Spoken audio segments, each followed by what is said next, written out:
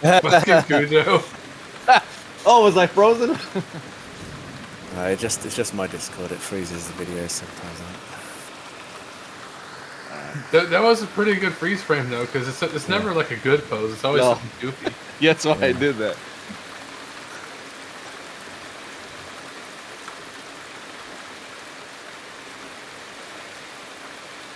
Oh, we're here. Coming back through your own mic. Yeah.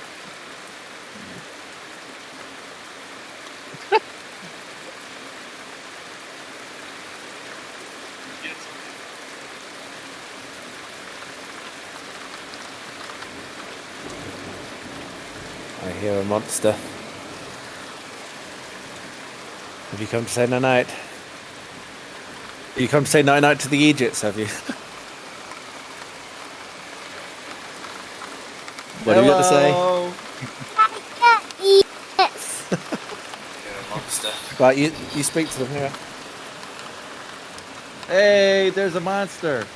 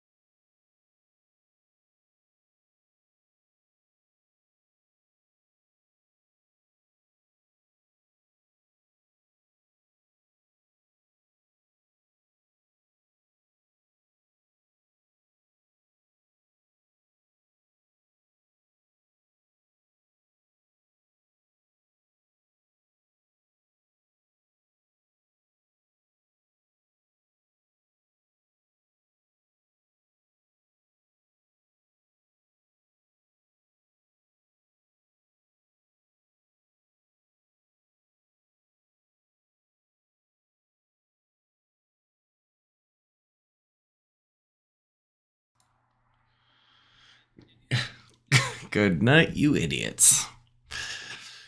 Idiots.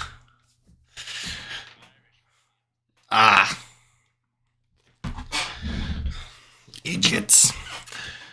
Well, welcome everybody to the third installment of the Dark Streets of Arkham. You guys have all gone frozen for me, but let's hope that you guys are still there.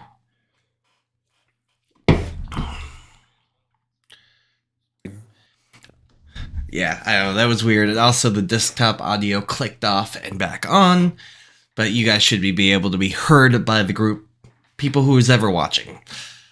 Yeah.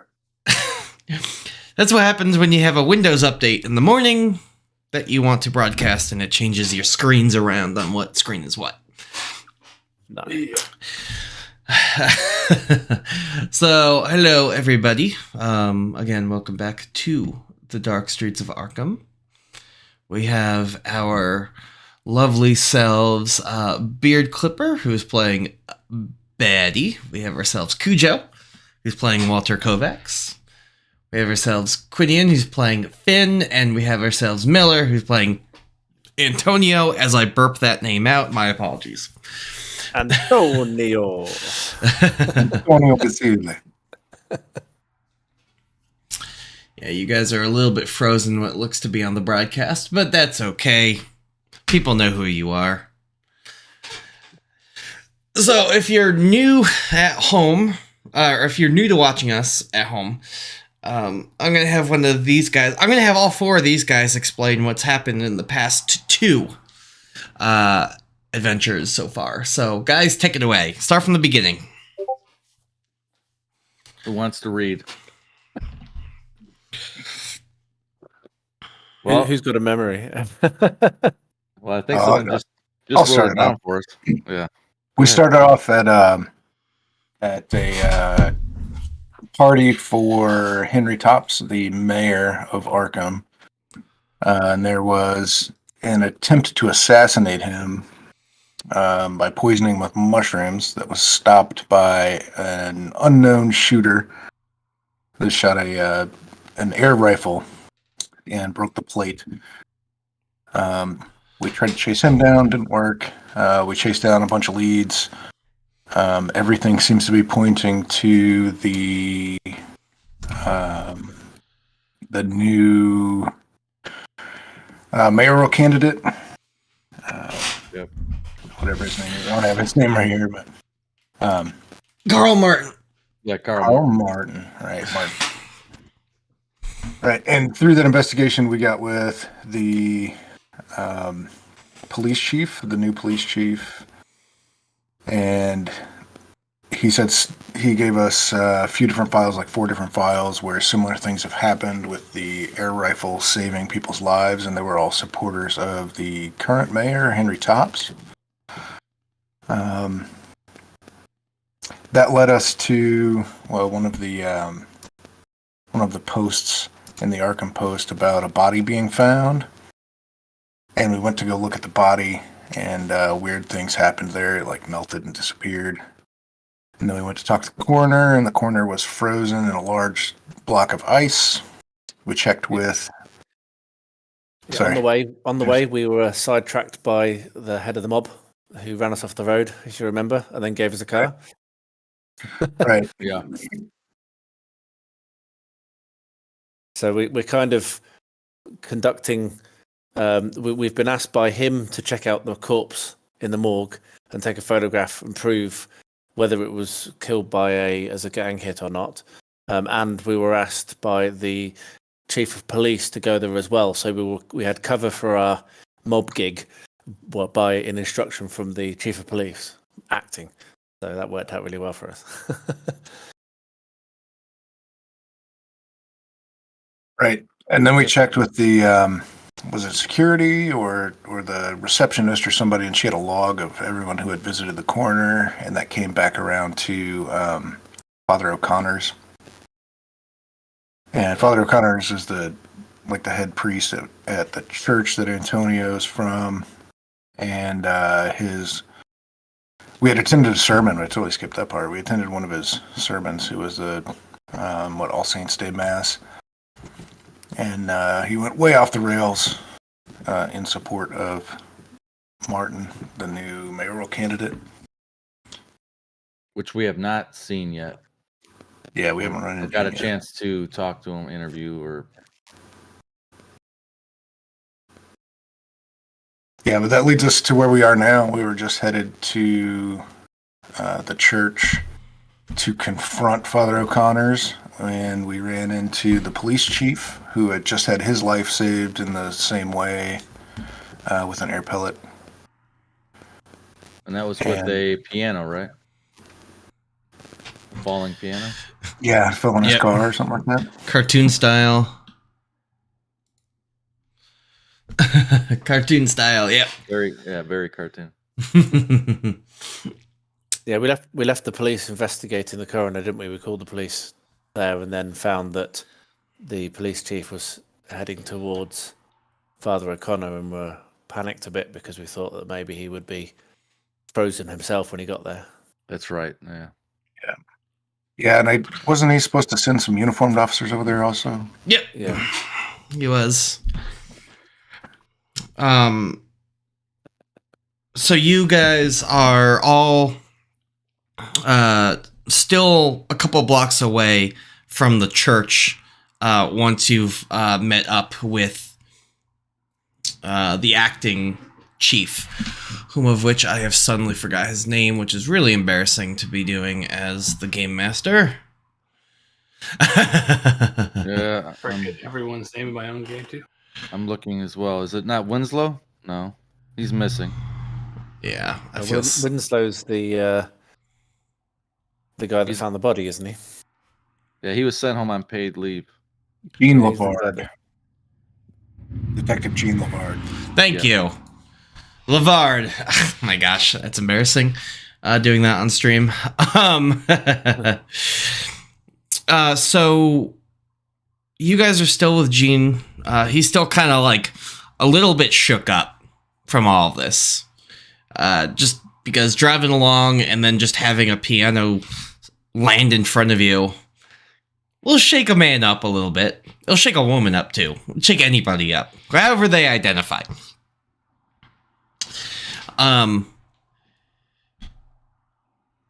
The church that you guys are headed towards. So, St. Michael's is here. You guys were coming from St. Mary's Hospital and you guys are basically making a beeline straight to St. Michael's, which is straight down Pickman Street, if I recall. Yeah. At least that's what I have written down. So Yeah. I think so, Yeah. So you guys are were at the corner of Peabody and Pickman when you found Lavard. So that's what, 3-4 blocks away. So you can see the church, and the church steeple explodes. Okay. It just blows up. So, like, just one question. Like, when we left and headed toward the church, then we got delayed by the office, Lavard. Correct. His incident. How much time did that kill? Because that's delaying us getting to the church because we were trying to beeline it there. Yep. It's About 10 delayed you minutes about or- 10 minutes. Yeah. Okay. I would say about 10 minutes. We would have probably been there, is what I'm saying. Yes, you would have been there. So this explosion, is it like a dynamite explosion or something else? Does your character have any skill in explosives? Probably not.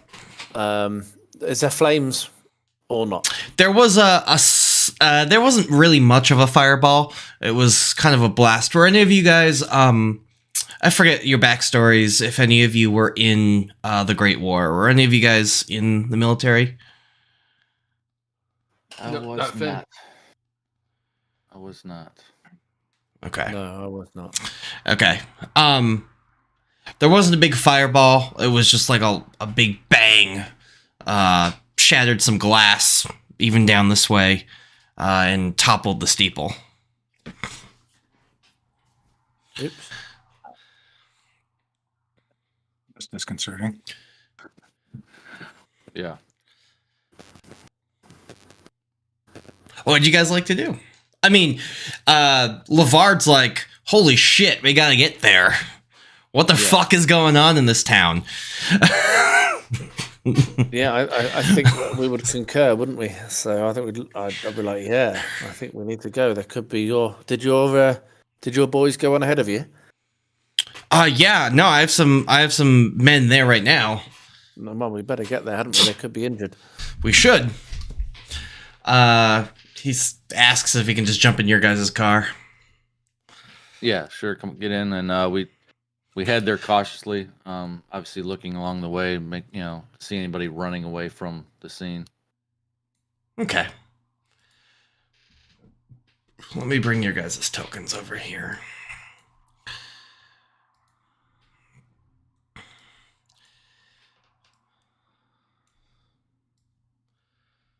Guys' car is kind of down this way. You guys should have full view of all this. I don't have fog of war on here. Trying to think of the time frame and like what can detonate this kind of device. Like from a distance, and is it old school with the plunger type thing? Yeah. If it was if it was that kind of explosive.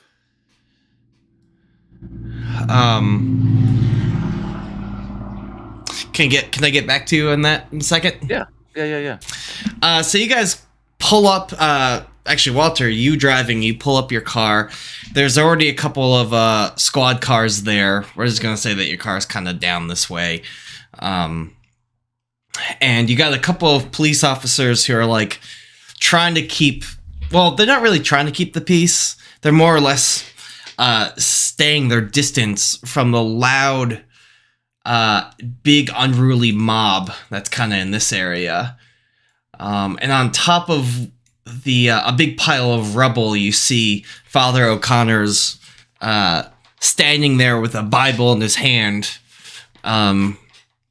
giving a speech, going, "This Karl Martin, he has destroyed the church. He destroys everything that is good, everything that we love in this town." And all the people are like shouting and not very happy. Fuck Karl Martin, blah blah blah blah blah blah. A lot of these people are parishioners that Father Antonio knows. A lot of them are also just regular people, people who might not go to that church, but from around the city. This is like a small representation of the crowd. There is a much bigger crowd than what you see as tokens on here. And Father O'Connor's just like keeps whipping them up. Like, this man must answer for his crimes, for nearly killing us all and trying to take Jesus out of Arkham itself. He is the devil. And everyone's like, yeah! Okay, you said Carl Martin. Yeah. I want to make sure that's accurate. That's the new mayoral candidate that he's talking about now? Yes. Okay. You see, I should probably have told you this. There are... Here, I'll just put them over here. I was about to ask if there's any officers. Yeah, so this is an officer, this is an officer, here's an officer. There's like 4 or 5 there. You see a group of 3 people talking to this officer specifically. Father O'Connor just kind of continues a little bit saying, we can't have this kind of thing going on in Arkham, and Mayor Tops obviously is the one to allow things like this to happen.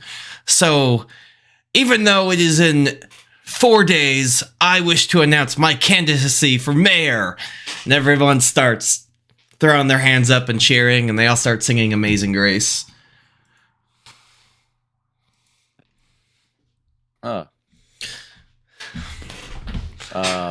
He is, I'll put these guys here. He is flanked by two pretty rugged-looking men. Must be bodyguards of some sort. Do I recognize them? You do not, actually. None of you seem to recognize them. They seem to be out-of-towners. Since we're nearest that one officer is talking to a couple people, either listening in or I'll just butt in and say, was there anybody inside? Because it looks like there's a lot of people outside. Was everybody outside before this happened, or? These 3 people are telling the officer, whom of which Lavard has now stepped up to listen to. All 3 of them have said, yes, Carl Martin, we saw him climb up to the top of the steeple with dynamite. And they all seem to have kind of corroborating stories from different vantage points. Did anyone see him come down? Yeah. No, we didn't see him come down. And was there anyone else inside when this explosion occurred? I don't think so. One of the police officers said, we did a quick walk around. Obviously, we can't go into the partially collapsed cathedral, but as far as we know, everyone got out of there safely. Nobody was really in there that we know of. Well, that's a relief. It's a Monday morning church or Tuesday morning. Yeah, it's a Monday morning church. Come on. Who's going to be there? There's quite a few people here. Why blow up the church steeple when there's not even anybody there? That seems weird.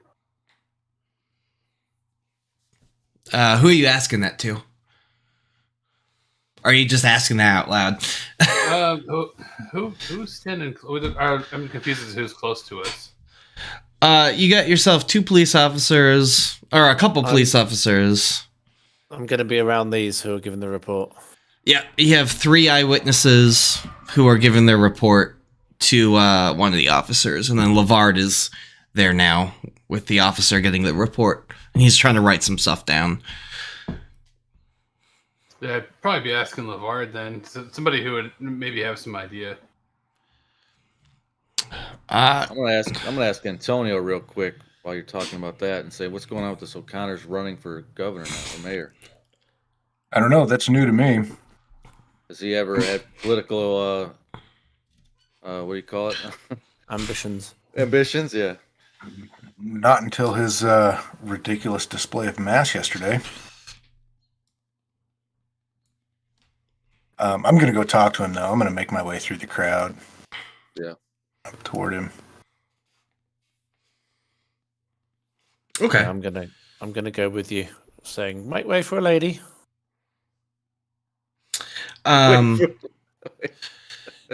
So, Finn, I'm going to get to you in a second. Because I have something to help you with, but I'm going to start these guys first, if that's okay. I'm going to do them first, and then I'll come over to you. Finn Quinn. So Antonio and Betty and it looks like Walter make their way up. The bodyguards step right in front of you, Miller, and they're like, "No one is to come close to the father."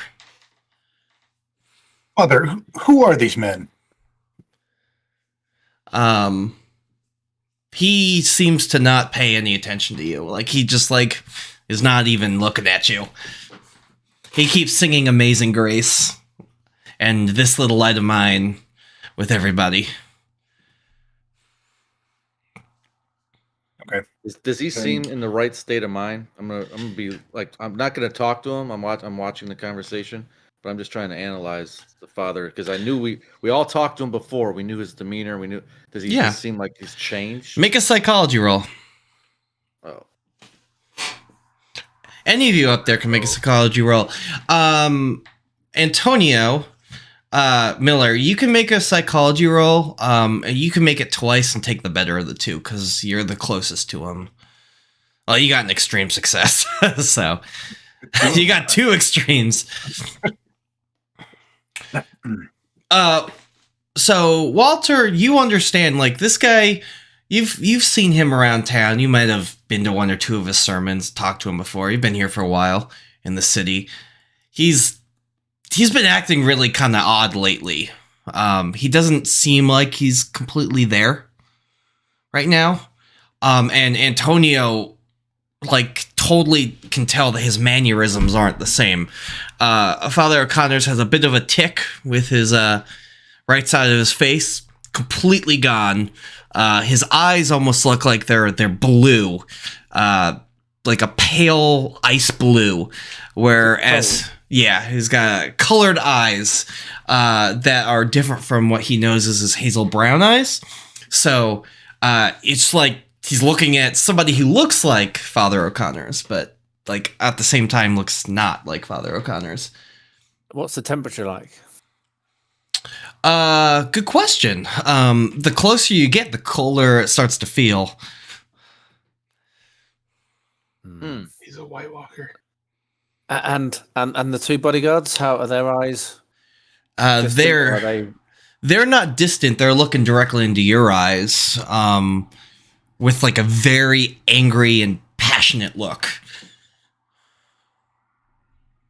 I'm going to say, well, we're friends with the good father. We've come to congratulate him on his candidacy. One of the bodyguards. Can I roll a charm? Sure, go for it. Oh, that's a bit harsh.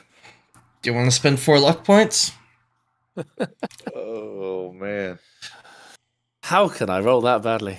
I think I'm going to have to. Yeah, 4 luck points. Sorry, didn't mean to do that. It's okay. It would just turn your 48 or 52, which is your luck, into 48. So yeah.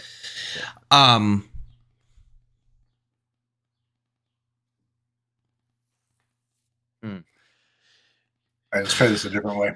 Oh, okay. I'm sorry. Do you mind if I quickly respond to that really before you go on? He goes, let me talk to the boss. Let me talk to my father and see if he wants to talk to you. And he kind of goes up and starts whispering in the father's ears. Miller? Yes. You said you wanted to try something? Yeah, I will. I'll just address those two, and I guess I'll use probably psychology, and I'm just going to tell them I'm assigned to this church on orders by the Pope himself. I suggest you stand aside and allow me to speak with the Father.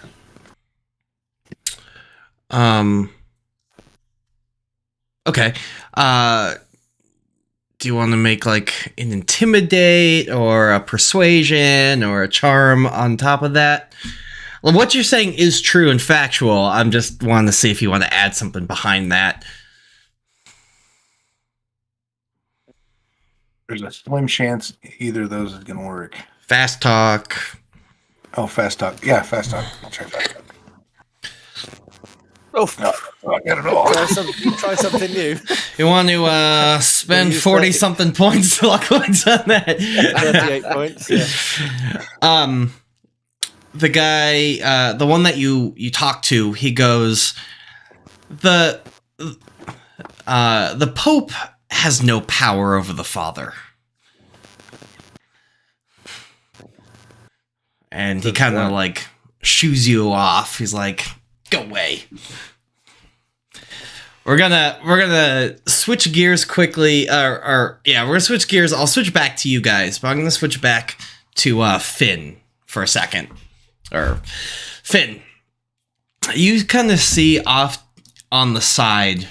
There's like a little grove of trees over here on this part of the map, and you see what a dock worker that you know. We'll call him Sticky Fingers McGee. That's his name, because he's always eating honey. And he's like, Finn, and he kind of motions you to come over. All right, kind of look around and make sure nobody's paying attention and go over towards him. He goes, Finn, I can't go to the police. I know that they want me for a couple of things. Why am I not surprised? Yeah, I know. They don't call me Sticky Fingers because of my honey addiction. I may or may not have taken a few things, but that's okay. The rich are the rich and the poor are the poor. I need to be a little bit richer. Anyway, I'm overhearing these people say that they saw Carl Martin. I didn't see Carl Martin anywhere near the steeple. What did you see? I didn't see anything. They said, I'm hearing them saying that they saw Carl Martin, 20 minutes ago, climb up to the steeple with some dynamite and blow it up.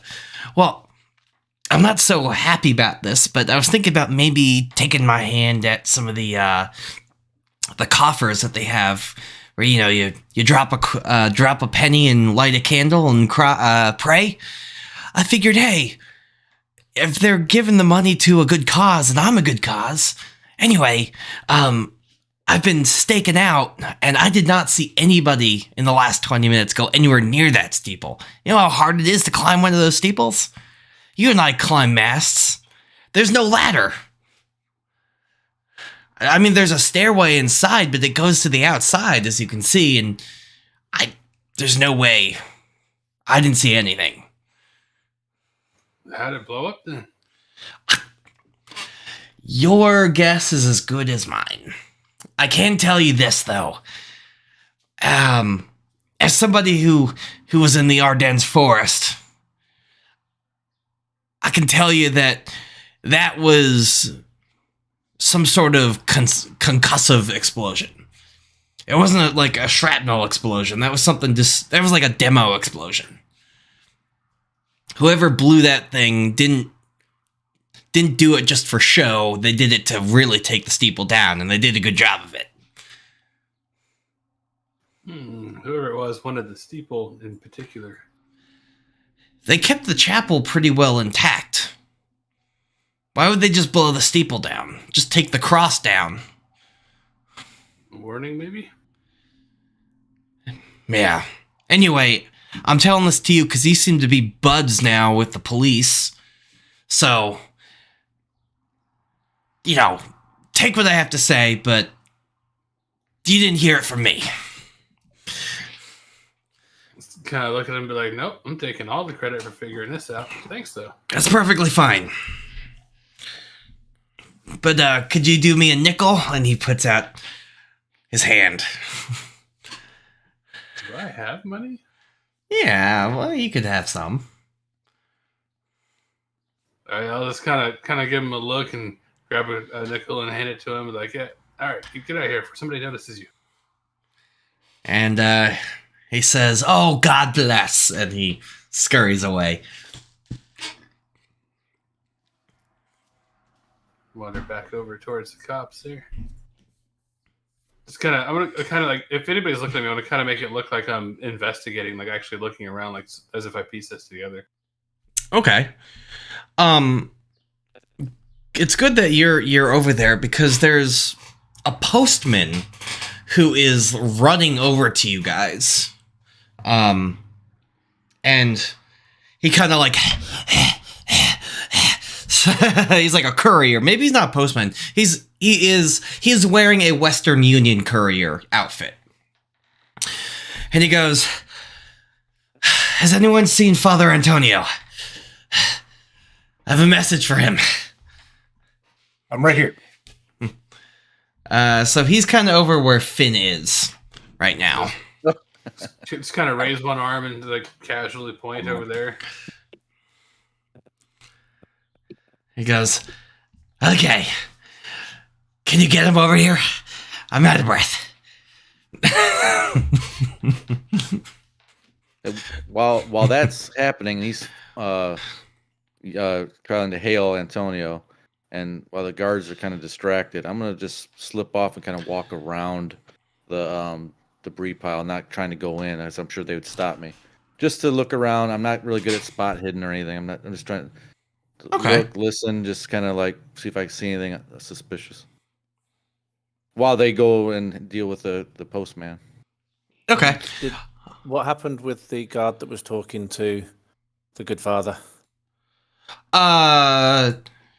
He comes back to you, and he says that the father will take you as an audience, but not right now.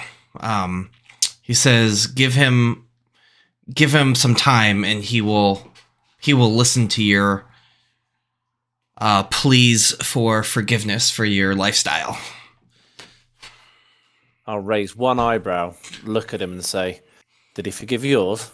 And then I'll turn and walk. Swaying. I mean, none of that bullshit. I'll Muttering. walk away with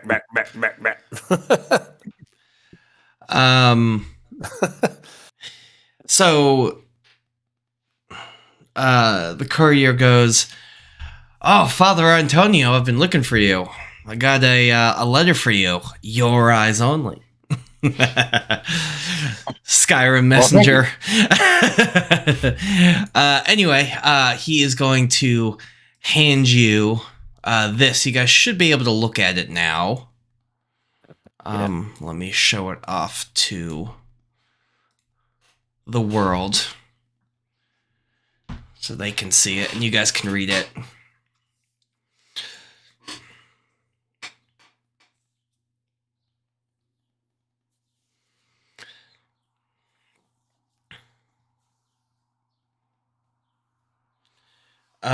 This is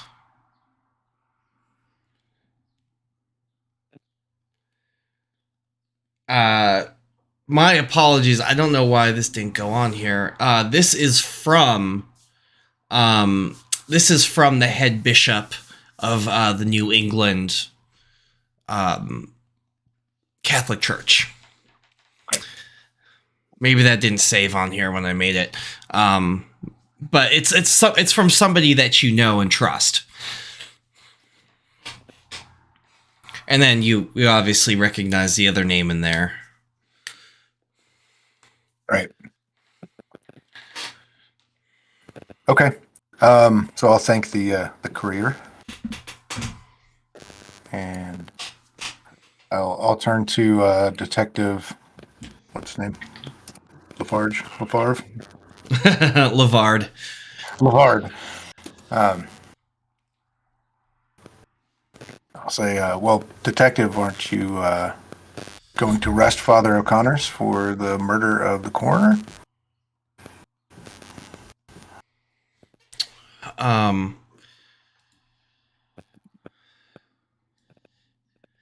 He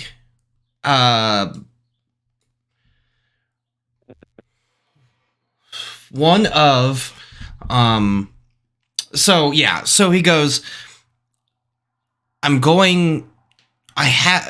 is something that I should do, but one of the my beat cops, one of my streetmen, have told me that his lawyer, forgive me, I forget the name of him, he is Walter Kovacs's partner, has said that has a loophole on him saying that he can't be arrested right now. He can be put under observation, but we can't arrest him. He's got a really good lawyer.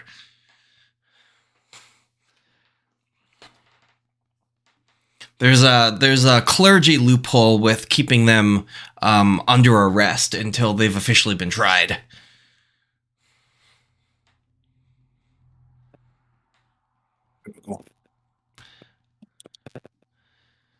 And I am starting to question whether or not that Kovacs fellow is on our side, because if his partner is willing to defend such a man.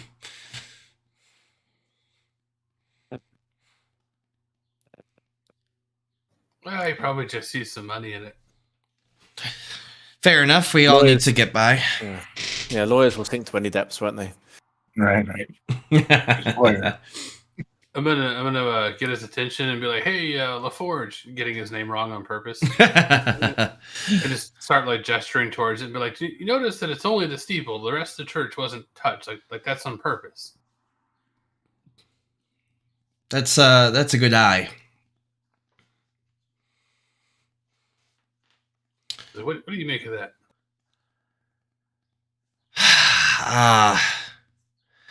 I don't know. We'll probably have to get the city inspector out here, the fire marshal. Whoever just randomly blew up the steeple kind of knew what they were doing, huh? It also strikes me that it only blew up 15 minutes ago, and yet here is this big crowd of people, no injuries, right next to a massive explosion. Yeah. Where were they when it exploded? The fire marshal. There didn't seem to be much of a fire. Yeah, there's little bits of fires here and there, but it's not like a huge fire. He's like, well, the fire marshal's the only one that I can think of, unless we call in the feds to help with this.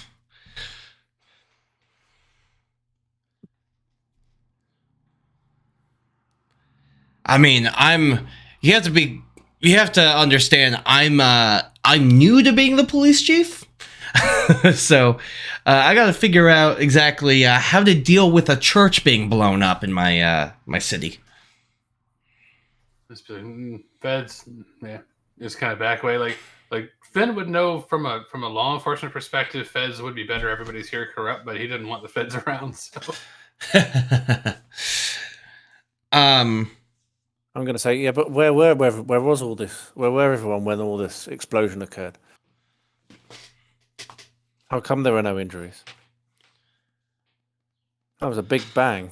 Yeah, it was. That's why I'm working with my men. I mean, I got here just as soon as you guys did, so this is all things that I gotta have to figure out too. So your men were here. Where did this crowd appear from? The 3 or 4 kind of beat cops say that they got here maybe 3 minutes before you guys did. Not even 3 minutes. They got here like a minute before you guys did. They were close, and they said that they didn't see much of a presence around the church until really they saw Father O'Connor kind of get up onto his crumbled pile of rubble, and then people just kind of flocked to him. Very, very convenient for someone just launching their campaign. Was he in the church when it blew up? We don't know where he was. Cujo, you see some pools of ice around the rubble. And I was gonna say, since I'm not so good at spotting anything like unobvious,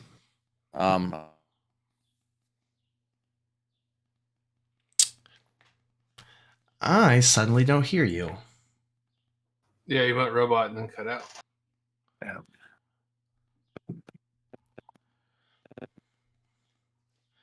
My apologies, Cujo. Even though it's not my fault, I'm still apologizing.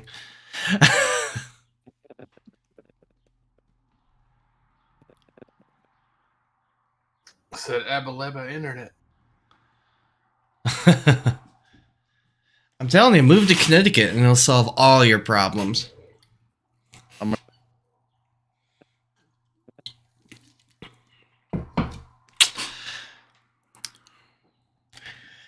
Please stand by as we solve these technical difficulties. are we good? Yeah, hey, I can hear you. All right. What I said is I'm good at listening, so I try to maybe try to listen for any kind of survivors that might have been involved in this, or maybe even someone off in the distance in the background that's kind of watching from afar, trying to looking at their catastrophe that they did, or no hearing. Oh, I didn't know if you could hear me. No, I can hear you.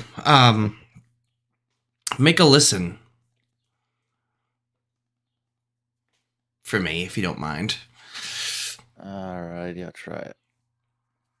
Hey, that's good. That's good. Success. Hard success. So,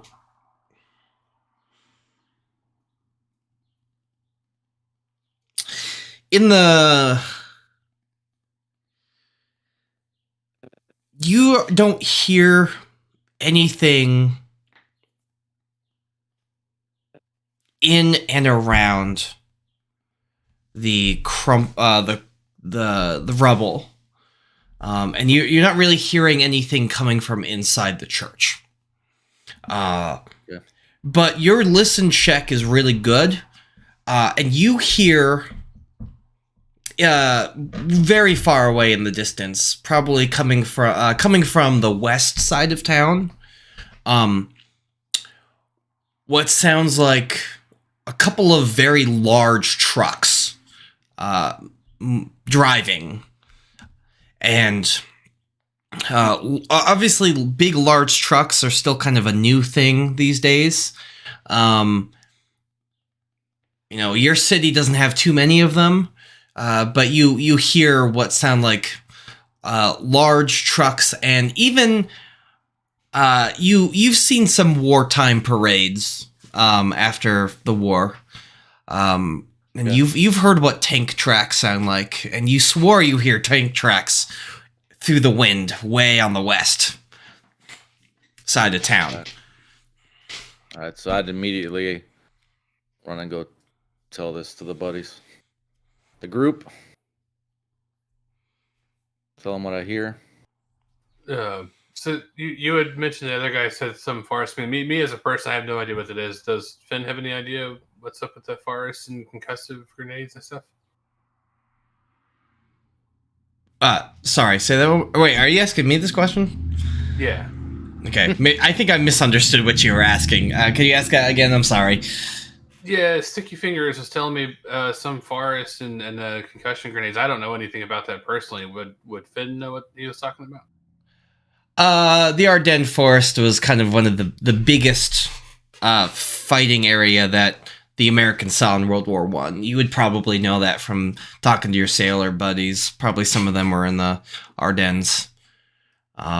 Basically, the Americans basically had to blow up their way through a whole bunch of, German-made bunkers and stuff. So he kind of knew what it looked like to blow up bunkers. So that's why he was referring to that. So I probably wanted to go look around for like blast fragments or whatever, or device fragments.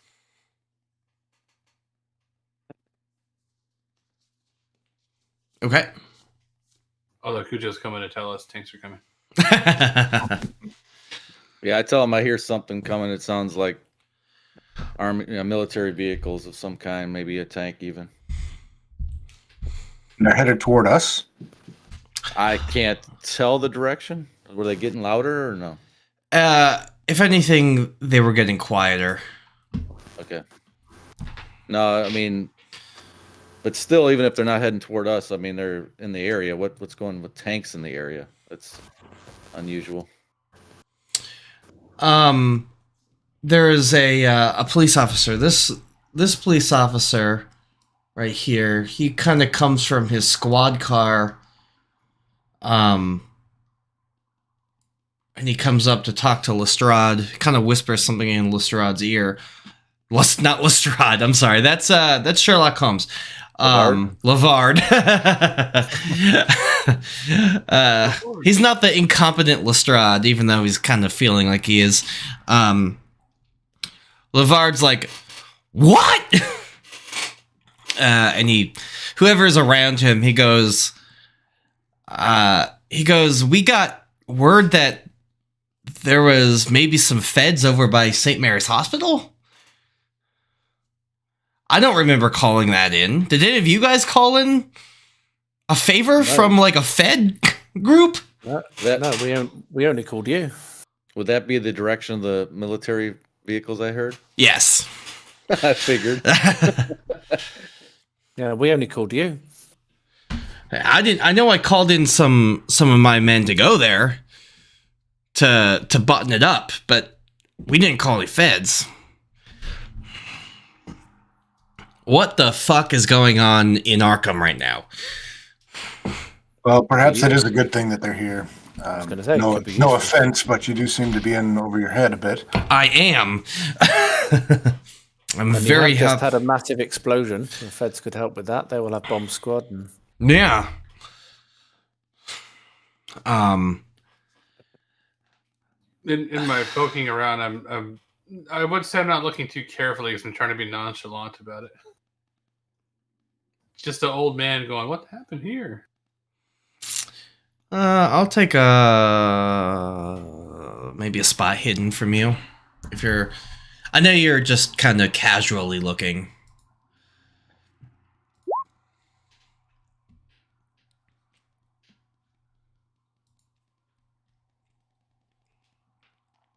The dice love me.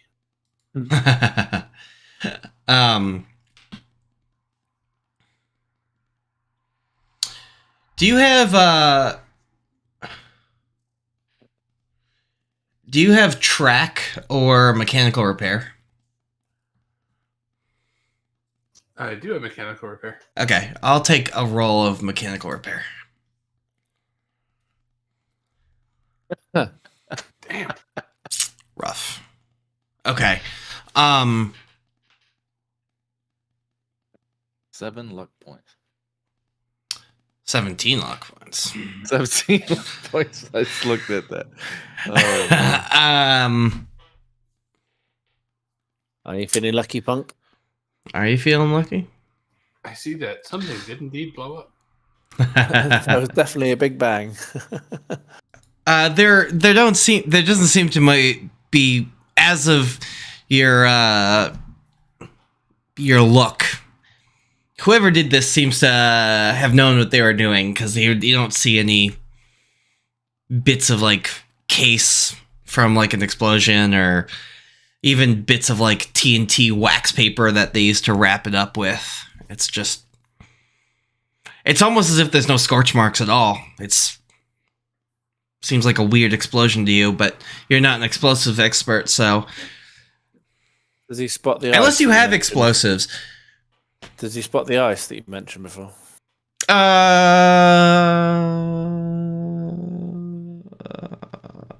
Yeah, I'll give him the ice because I gave Kovacs the ice, so you also see the ice.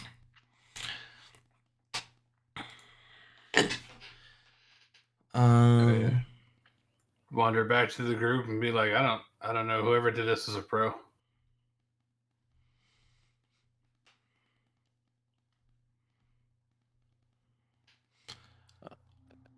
So I am just for funsies rolling something for you. That's not what I meant to do.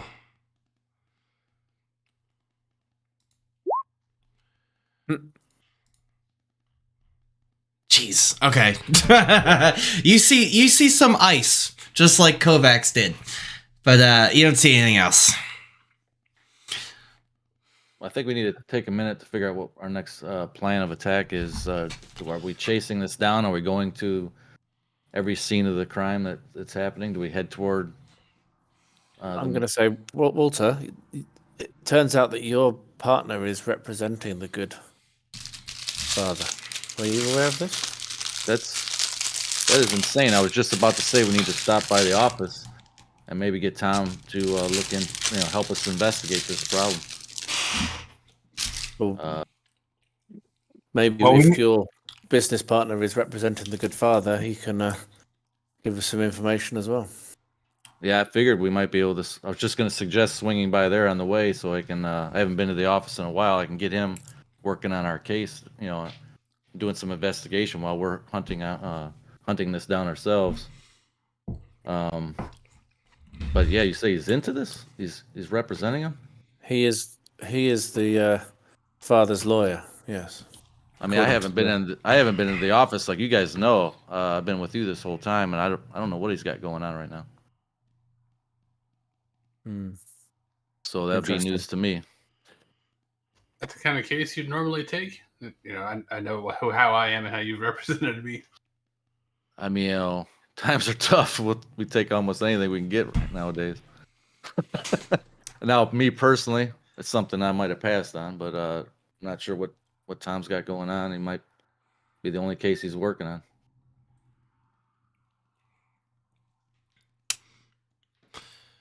Yeah, Lawyers got to do what lawyers got to do.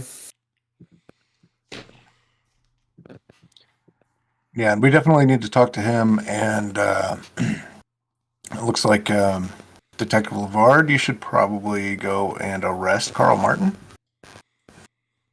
Yeah, I gotta go find him. I'm also really interested in going back to St. Mary's to see what the hell's going on there. So either, I go and arrest Carl Martin.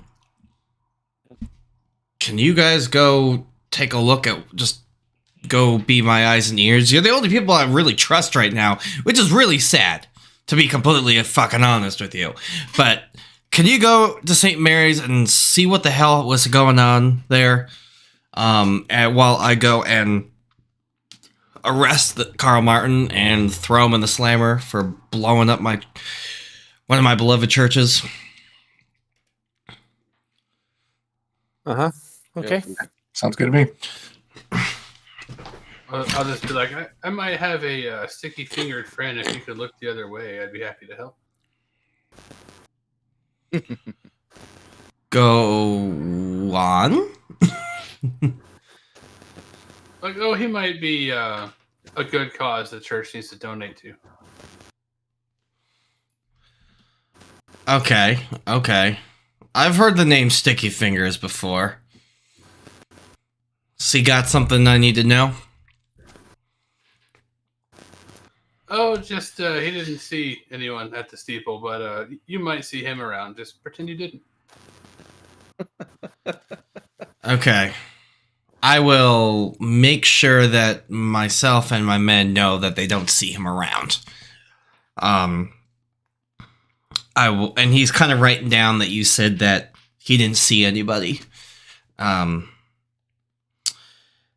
He basically calls in in the squad car to like all on duty police, or like I would say he's calling out of like the 100 that are on duty right now. He's calling like 75 of them to come here and just button this place up, keep it. You know, no one goes in, no one comes out. They are currently. He actually asks Antonio if he thinks that the father will be okay staying at a hotel where we can keep him under surveillance, because we think that he might be in danger. That's kind of the way that they're going to word it to him, because Protective custody. yeah, Lavard thinks it's a little suspicious that he was here, and he seems to just... He doesn't seem really so much to care so much that his church got blown up, as much as he seems to care that he wants to be mayor now. So, do you think it would be okay with you if we suggest he goes to protective custody for to keep an eye on him? Absolutely, yeah. I would suggest strong custody, but in his current state of mind, I cannot tell you how he's going to react. Okay. I'm working on the idea that you showed him the telegram. Okay, yeah. He's now considering you the head father of this church. So that's why he's going to ask you permission if he can do that. Yeah, absolutely. And you can feel free to go in and out of the church as you feel free. Okay. Just kind of very subtly nod towards the bush Sticky Fingers is likely hiding in on the way back to the car. LeVar kind of gives you a wink and a nod with that.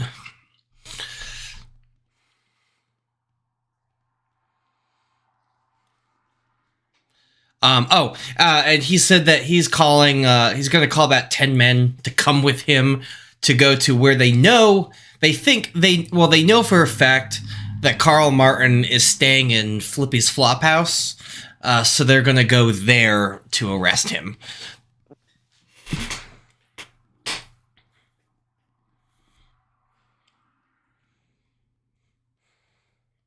So are we going past Walter's office on the way to the hospital? Or are we going to the hospital and then back afterwards too? Yeah.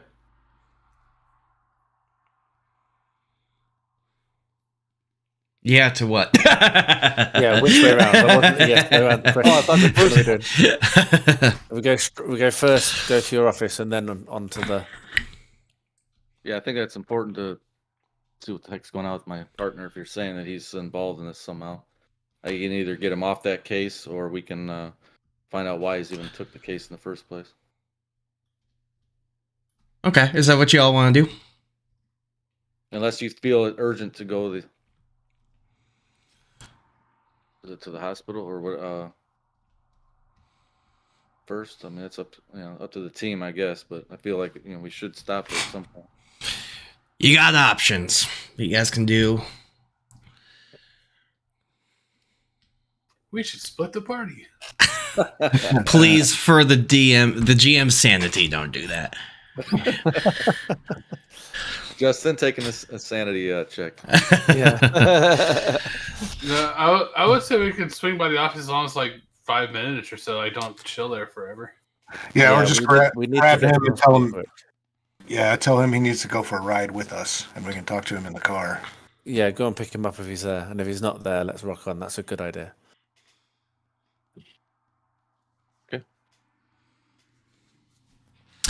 Okay, so I don't think I have... Do I have him on here yet?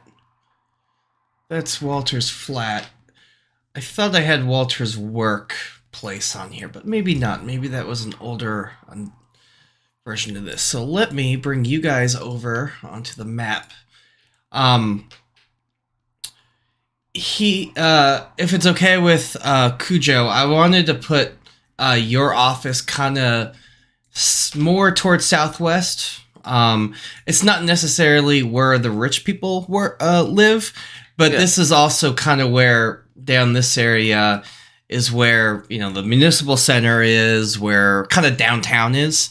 So in my head, it kind of made sense that you'd be like in a downtown area. But if you don't want that, we can put you up. No, that's fine. That's Okay. fine. You're on High Street. Yeah, so you'd be on High Street. 420, man. My address? 420 High Street. 420 High Street. I like it. So you guys, I'm guessing you guys are taking the car. Yeah. Well, yeah. Are you all on board with this? You all going? Yeah. It's on the way, isn't it? It is.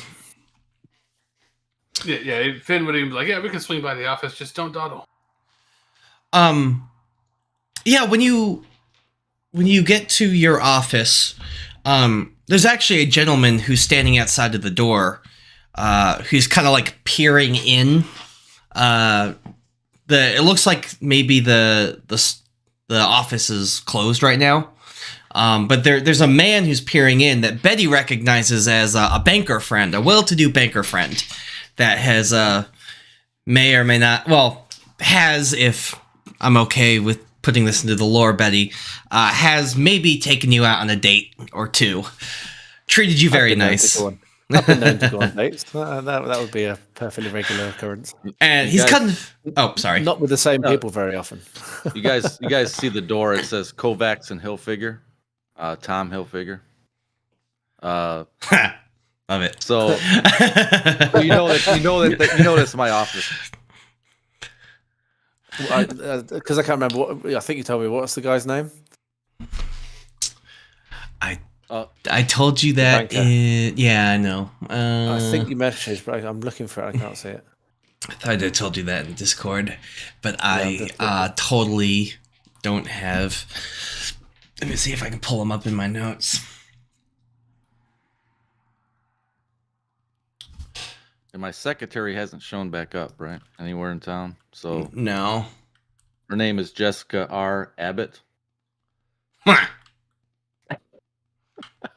Very sexy looking.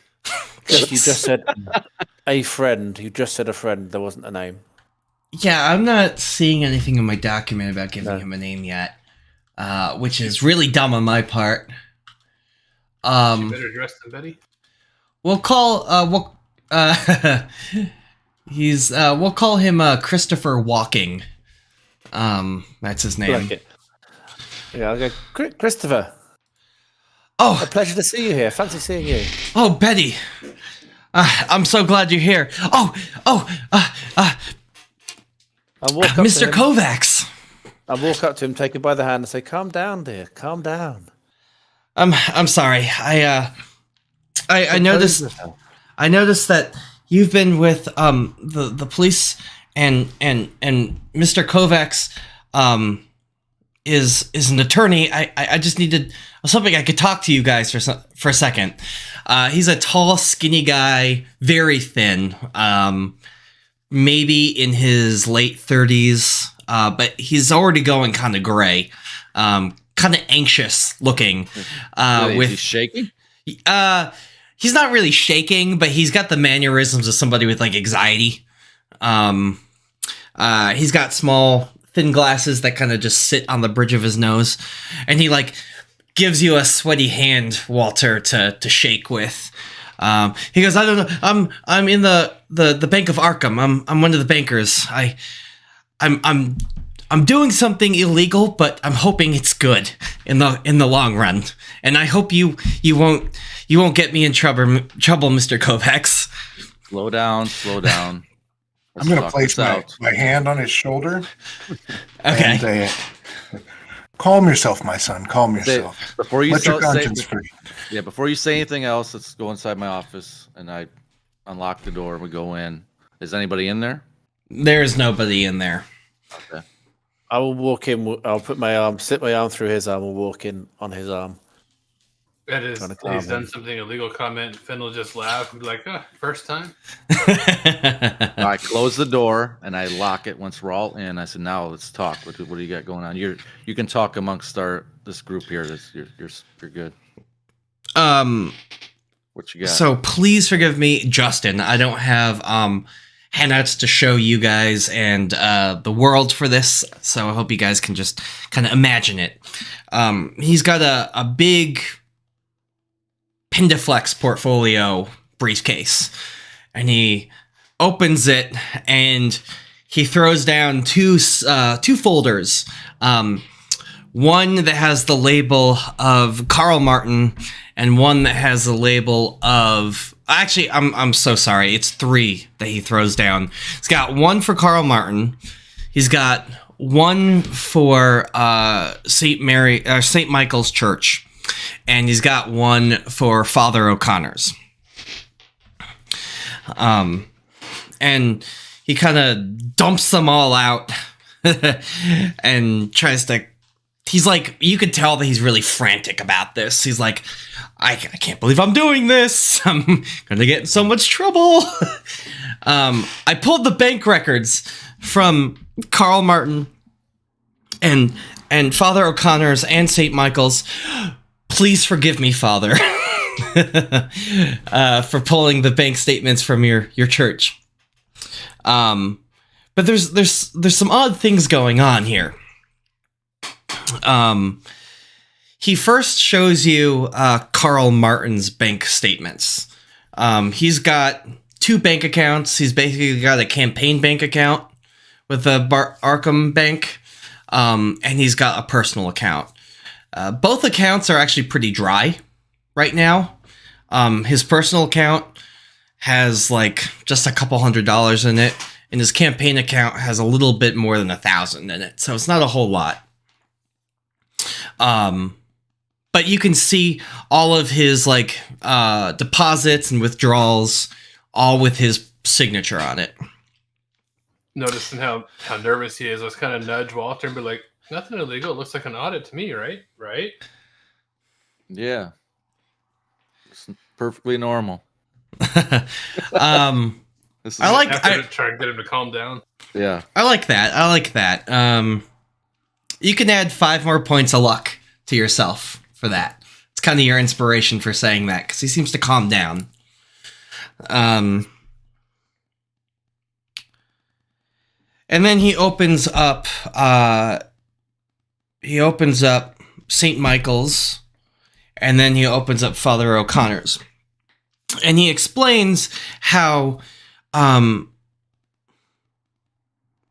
he saw in St. Michael's their bank account deposits and stuff that they were writing money in for Carl Martin.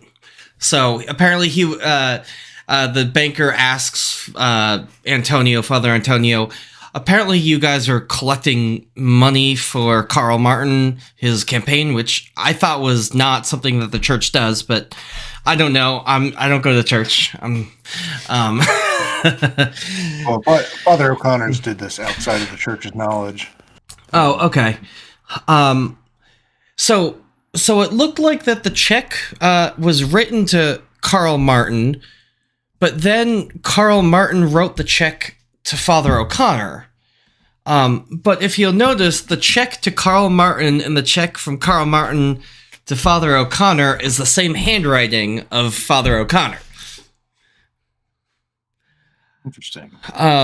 And some of the money that has been coming out of Carl Martin's, whoever has been withdrawing, has the same exact handwriting as Father O'Connor. So what I'm saying is that Carl Martin doesn't seem to be doing as much activity in his bank account as it looks, because it looks like somebody else is doing the activity for him. And he hasn't been in for a while, so clearly he doesn't know this. Like the last time he's been in was like 10 days ago to the bank. but there's definitely some withdrawals from specifically the campaign account into Father O'Connor's one of his two accounts. His he calls it his discretionary account. Yeah, that's very interesting. That indicts both of them. Yeah. Well, I mean, this is good work here. Thank you for giving us this information. Is there anything else you've found that seems interesting to you?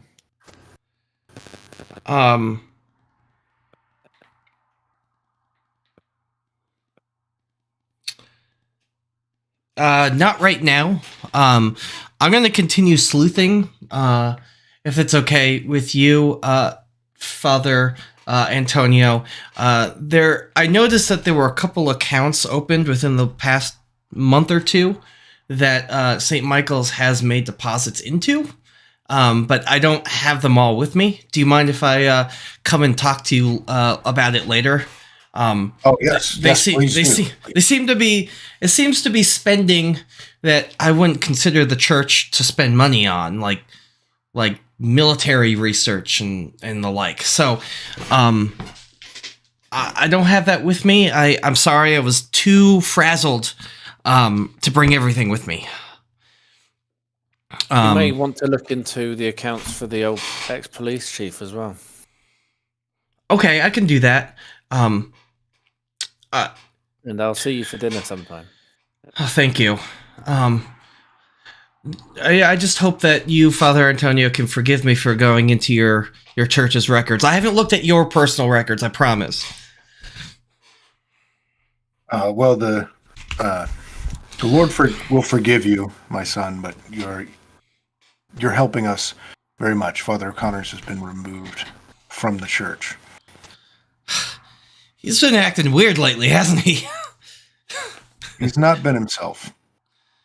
And have you contacted my partner, or is this the first time you... I know, obviously you were here. I didn't know if you were coming back to try to talk to Tom, or... I was coming to talk to you. Word on the street is that he's taken Father O'Connor's as a client. So this is what I hear. Yeah, I didn't want to muddy the waters by talking to him about this because I didn't know what was going to happen. I figured I'd talk to you first. And I expected him to be here. I'm not sure what's going on. I don't know. I think I haven't seen him this morning. Yeah. Sorry. Where do you work again? I work at the Bank of Arkham. Okay. Well, I appreciate you talking with us, showing us this information. It was, and then keep continuing to investigate as much as possible. You have my approval on that. I appreciate the help. Thank you. Go on. I'm sorry, Miller. That was me. I was just gonna nod at him and be like, "Remember, if anybody at the bank asks you, it's an audit." It's an audit. Yes, audit. I'm sorry. I'm so bad at small talk. Audit, right? Small talk. Weather's been kind of cold lately, huh? Yeah. Okay. Bye. I'll see you soon. Oh, thank you. I can't wait. He's a sweetheart when you get to know him. So, as a matter of fact, Antonio needs a BRB. Do you guys mind if I take a bio break? Go for it. Go for it. Huzzah.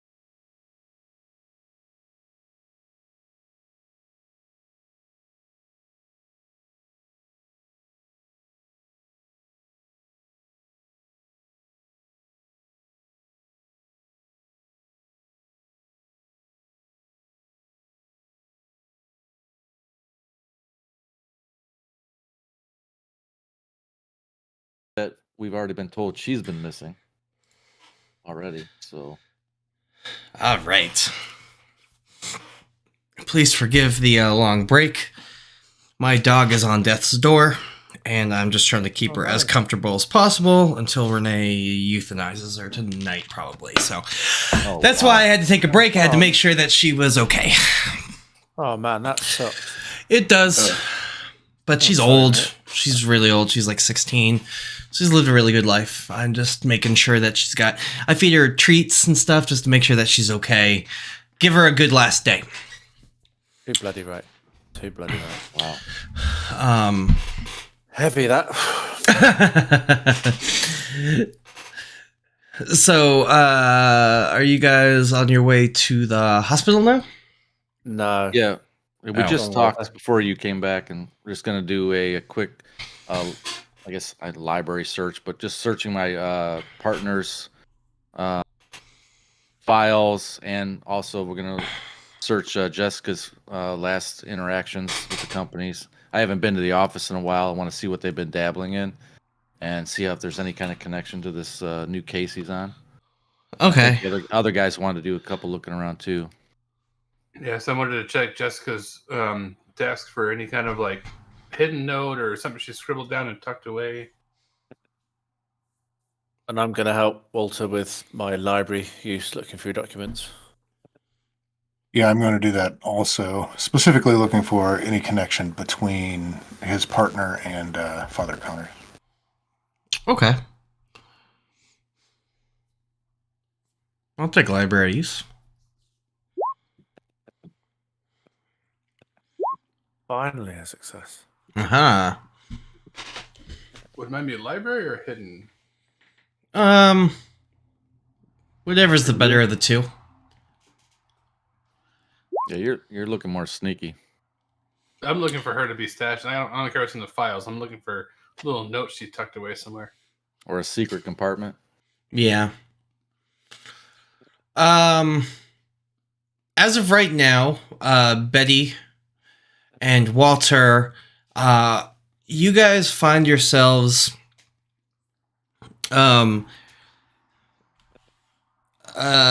it's basically just a standard request from Father O'Connor's. Same handwriting from the O'Connors that, seem to funnel money through Martin's bank account. He is just asking. It seems like he got a free consultation with your partner, and he has hired him on. But there's nothing really official looking, other than a couple of notes that your partner scribbled down, such as 1602 clergy law, and something about clerical campaigning in early Puritan times, like with question marks next to it, like he's gonna go look it up.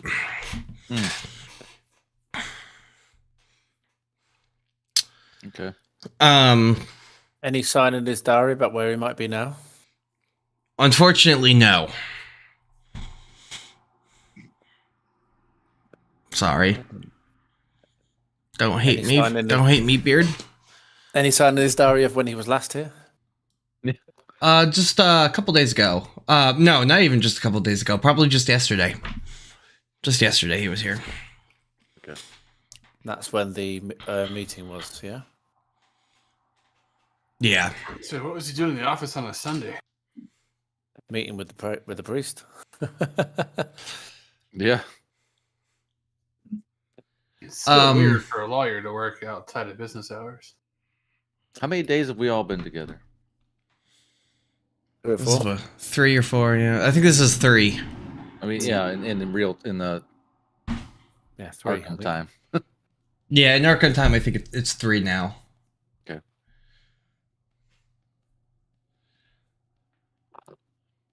All right, so let's get over to St. Mary's, I guess. Did Finn find anything? Yeah.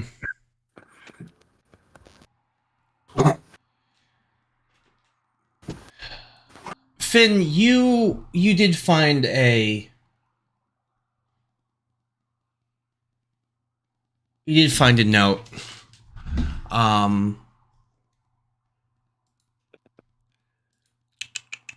Give me 1 second. You find a note in kind of it's hastily written down. It's addressed to Jessica R. Abbott from a Professor Dale Gribbs at Miskatonic. He is asking to have a paralegal consultation because he's just asking if he can have a consultation with the paralegal. Basically, talk to her and see if he can get something going with one of the lawyers. Let's bring it to Walter's attention. But like anybody you know this matter? No. A lot's been going on, I guess, in the last few days. But it does have Miskatonic University heading and stuff, so it's definitely an official paper. It was just kind of scribbled fast, or maybe that's just what the doctor writes his handwriting's like. Alrighty, let's make a mental note of it. I'm probably not carrying around a pen and paper. Yeah, make a mental note and put it where it was, so it's not obvious I was digging through her stuff.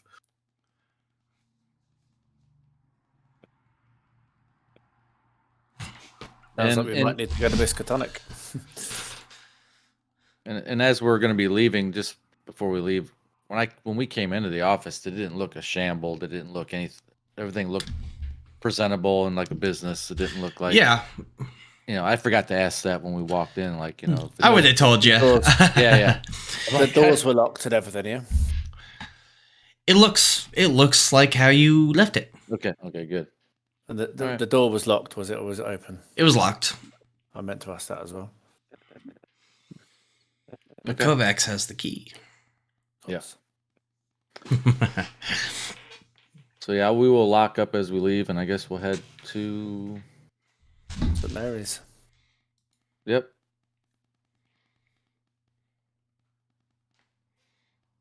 Which way are we heading? Down High Street. Not That's just right around the corner.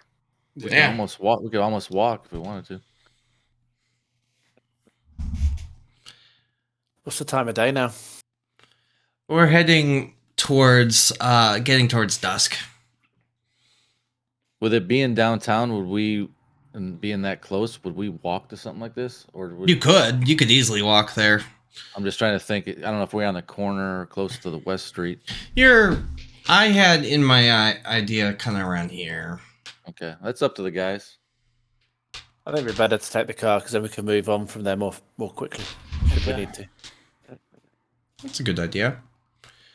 Yeah, so you're on your way driving towards St. Mary's Hospital, and you get to where you parked last time, and there's nothing there. Like there's the trucks aren't there. There's no that tracked vehicle that you thought you heard. If that was, they're not here.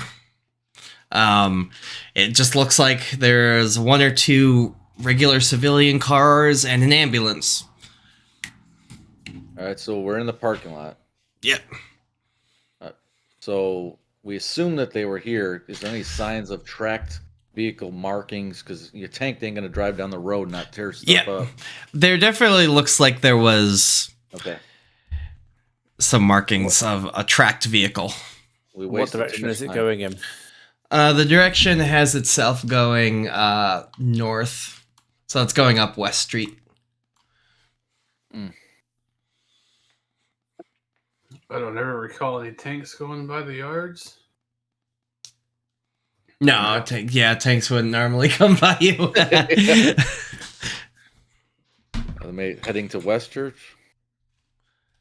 Well, I mean, you can see the tracks going up that way, but you can't really tell how far up the street they went. You just know that you don't see them up West Street. And we don't hear nothing. Yeah. That kind of, yeah. Do we need to go into St. Mary's or? Yeah, let's go and talk to the receptionist, see what she's got to say for herself, and see if there are any police here. Are there any police cars around? We don't see any police cars around. It's like vacant. Why did the cop want us to come to the hospital? Because he thought this is where the feds were. Yeah. I think we should talk to the receptionist and see what's going on. See, See if what she can tell us about what there's anybody here. Yeah. Okay. Yeah, so you guys go in, and the receptionist is like, "Oh, hi! You're back." Have you dealt with that frozen body? I knew that you would be back. Frozen body? I don't think she knew about the frozen body. I thought, oh, that's the other receptionist. It was on the another floor. We told her somebody when we came That was upstairs. this one. Yeah, we told her to call the police because there was a Yeah, body. but I didn't think you told her that she was frozen, right? Oh, maybe. I thought so. Maybe I don't know. I I jumped the don't gun. remember. Okay. Either way, whether you told her it was frozen or not, she goes, "Oh, it's okay. They carted it away." Who did? There were about 10 men, men wearing black. The MWB is what they called themselves. And they went downstairs with like a dolly cart. They sent all the police away. They showed me their badge. They said that they were with the MWB, the government. And I guess that body that you saw was down there, they put into a big sealed box with like 500 different locks on it. And then they carted it out, and they said if I told anybody, I'd get in a lot of litigational trouble, and I'd go to jail. But you're telling us right now. Well, it's a good no. thing you've not told us that. Isn't No. it? See, I can tell you because then about 5 minutes later, another guy came in and he showed me a badge. He went downstairs.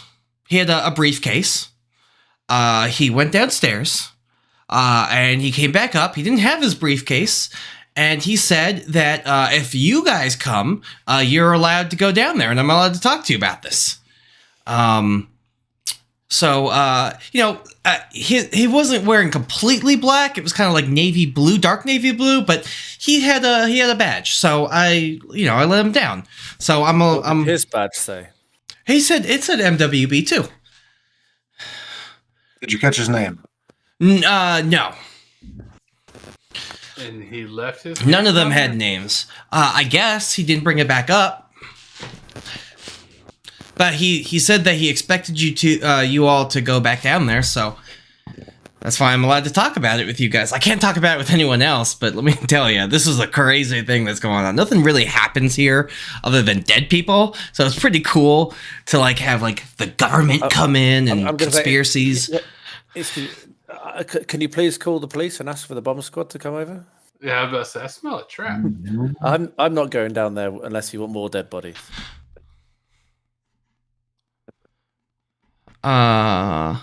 Okay. We tell her that the church down the road just had a bomb go off. Oh, that's what that was. Okay, I felt a rumble and heard something in the distance. I thought maybe it was just the sewer lines blowing again. Yeah, it'd be a good idea to get someone who can deal with explosives to go and have a look at that case. This hospital is full of patients. How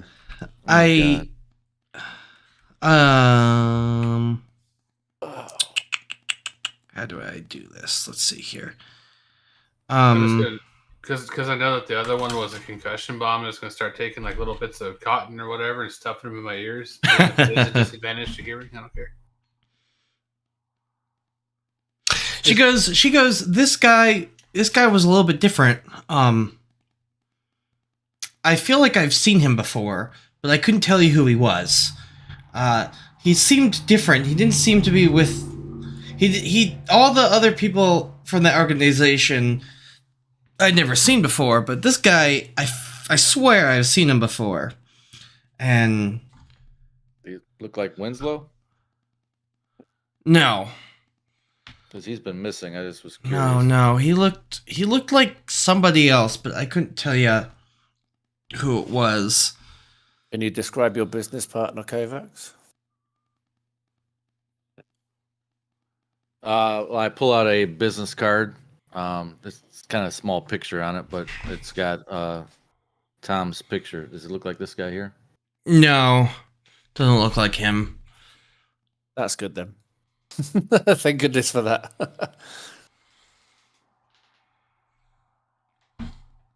I thought so too when he said briefcase, but then I was thinking about the badge deal, and I'm like, well, he could have got a badge from somebody. Yeah, I mean, briefcase, it was like a thin little manila folder. Maybe briefcase wasn't the right word. I gotcha. A thin little manila folder. Yeah. I now feel slightly less at risk. Does she seem to be acting how she did a couple hours ago, or she have any differences? She seems to be acting the same way. She's kind of like a bubbly receptionist. She's just as brain dead, yeah. Yeah. You couldn't tell if someone sucked out her brains. He probably left us some info then. What do you think, guys? So how long ago did they leave? How long did they About 5 disperse? minutes. No, they've been gone for. He said 5 minutes. No, so they've been total gone for about 20 minutes, maybe a little bit more, but there was a 5-minute gap between the 10 men and then this one single man. Got you. All right. So we need to head out. There's nothing for us here. Are we going to go and check this folder or not? Older. Yeah. Oh, he left the folder for us, or he left it down there, or He left it down there. oh, gotcha. Yeah, let's go down and get the folder. If it's not a briefcase or a suitcase, It's not a briefcase. She misspoke. yeah. And by she, I mean Justin misspoke. I feel uneasy going back down here. Okay. Yeah, I'm not a big fan of it, but I do think we need to. I Let's know. all right, Walter and Betty, you guys stay at the entrance. Make sure we don't get flanked or something. Are we splitting the party? Or just going into a room or basement or whatever. Yeah, I'll stand by the door. I'll take my high heels off again because it's that blinking. Yeah. So I'll take my high heels off and stand in the entrance. Just keep my eyes peeled down the corridor. So you see the big, like, it's still quite icy where you saw where the guy was, the coroner. But on the autopsy room, you see some papers that were not there last time you were there. We snatch them up. Okay. They're not stuck Boom. to the table, are they? Party dies. They're not stuck to the table, are they? No. Can I look at Walter? Shouldn't his ice have melted by now? Well, it still feels cold in the room, right? Or is this ice causing feels- the room to be cold? I mean, yeah, it's kind of tough because this room is supposed to be cold anyway. So I'm going to show this to you. This is what the paper says.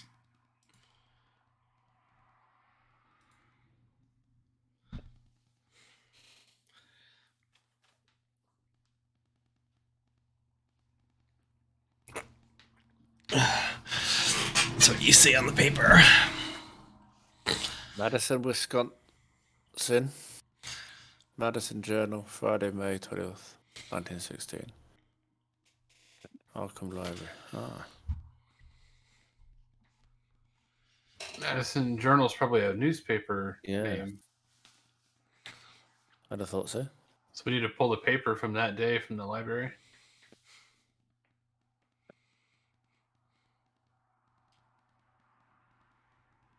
Probably an article about Tops in there. Well, it says Martin Tops, and Henry Tops is the current mayor, and Carl Martin is the one that's running. Yes. Yep, Against- because that is supposed to say Carl Martin. Yeah. So Justin screwed that up. Okay. That should say Oh. Carl Martin. Okay. I need to proofread before I start giving you handouts, huh? Carl Yeah, Martin. It helps. I was- That's what I it was says. I was confused too, but I'm like, it's probably Mr. Tops. Carl Martin. It is Carl Martin. Okay. Carl Martin. Oh my gosh.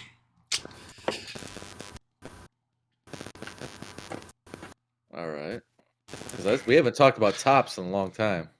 No. What's that say at the bottom? Mr. Something Watch. JM Watch. That's an I. No, I am Watch. So it's just plain paper. Is there not a pile of papers or just one paper? It's just one paper. And a manila folder. Any sign of identification or anything else we can see? Nope. Any watermark on the paper or anything like that? None that you see. Well, if it's all to you guys, I will take this and maybe fold it like a letter and stick it in the inside pocket and take it with us. No sense leaving it here, right? Keep it in the folder. Yeah. I'd probably fold the whole thing, try to make it fit in my pocket without trying to put too many wrinkles in it. Well, until we talk to the cops again, we got nothing better to do. Anyone want to go to the library? Will it be open still, or will I have to wait for tomorrow? Was there anything obvious in this room before we leave besides there was a body in here? Yeah, that's really the only difference. Is that the body's no longer there, but the ice where the body was frozen is still there. It's like perpetually cold. It's definitely not real ice. Or it's not ice that you know. Because it's not cold enough in here to be freezing. But the ice isn't melting. Would I notice it similar to the ice by the church? Yes, very much so. I forgot that you both saw that. So yeah, you would both see that it was very similar to that kind of ice. Okay, I'm gonna do it. I touch the ice. The ice is cold, but Okay. you are Wanna fine. melt? It doesn't want to melt. It doesn't want to melt. It hurts in the same way that, like, if you touch dry ice and it kind of gives you, like, frostbite, it's like, ow! But, like, you don't take damage from it or anything. Okay. So there's not what you're saying, there's not like a little pool of water at the bottom of it where it's There is somewhat none. kind of melting. Yeah. Okay, so it is definitely solid. It's Something very weird is going on with this ice. okay. But yeah, Walter obviously knows, but I need to make sure to point it out to the whole group. And the ice at the church. Cool. All right, so Can I reach back into my occult knowledge and see if I've ever heard anything like this before? Yeah, make it a cult roll.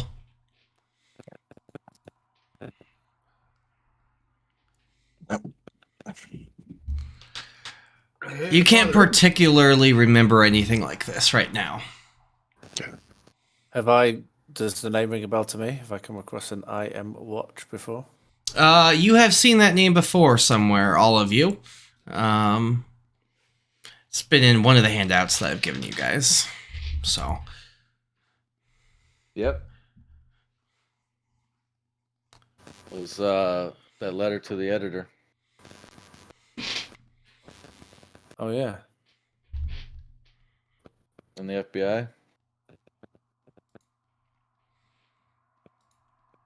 About the comet. Yep. So this is definitely a note to us that he's left. He knows that we're on the trail and he knows we're working on this case. trying to figure things out.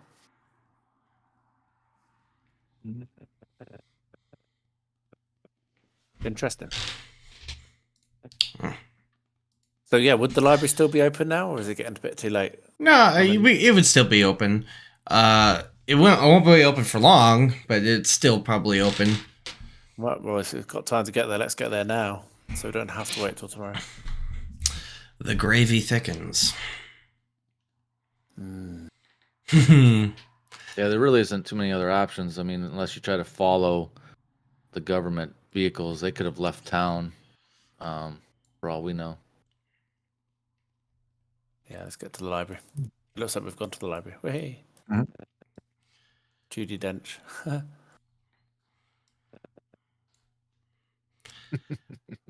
Yeah, so you guys get to the Arkham Library. It's pretty big. It's a pretty big library. It's not very busy right now. There's not a lot going on. Couple people in there, but really it's a pretty quiet library. Maybe because it's late. Maybe because there's more exciting things going on in the city, like churches blowing up. Recipient riots. Yeah. Religious fervor sweeping through the streets as everybody sings Amazing Grace in this little light of mine. And armored cars drive by. Armored cars, yeah, tanks, armored trucks. America. that sums up America, doesn't it? Yeah, basically. No, that's some Russian dash cam shit right there. Yes.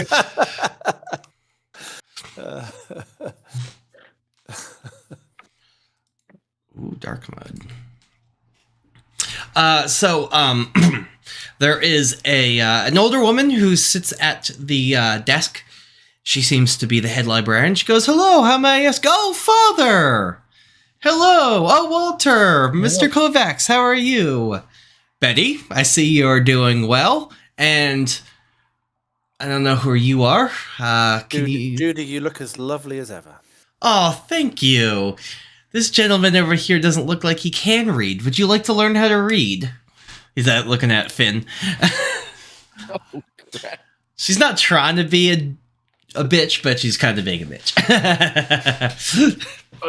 Finn just kind of politely smiled and like, "I can read maps." Oh. Well, then you're halfway there.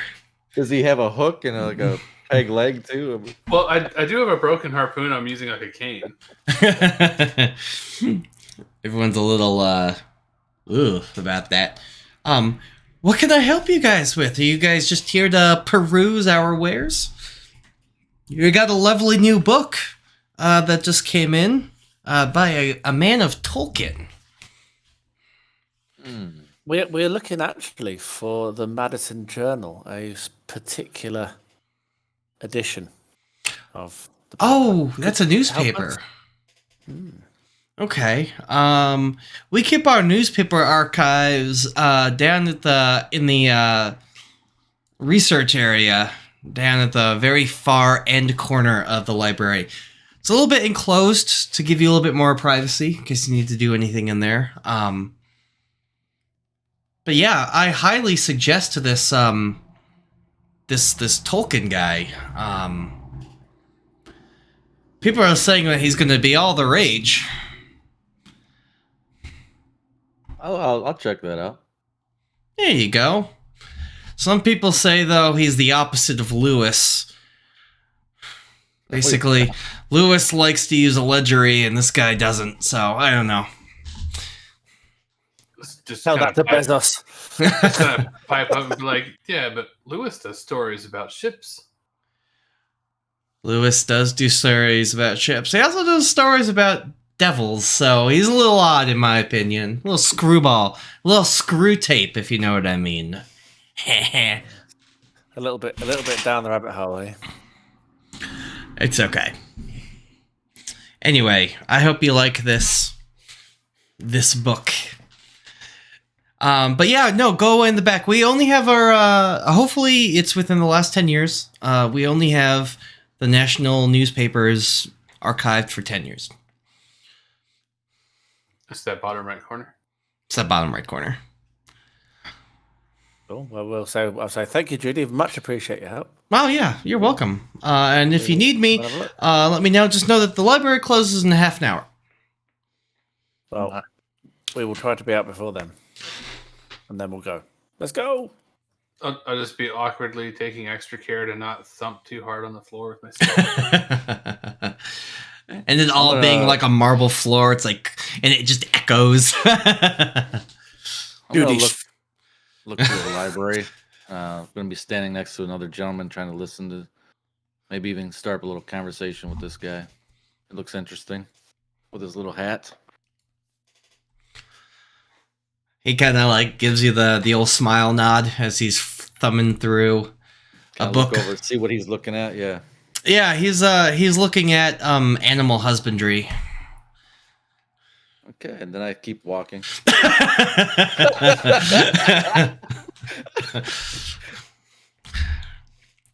It's like, I don't know how to breed horses. how do I breed my goats? I'll take a library roll. You guys will probably, in the grand scheme of things, you guys will be able to find it. But what I'm trying to see is how fast you find it. So anyone can roll library use.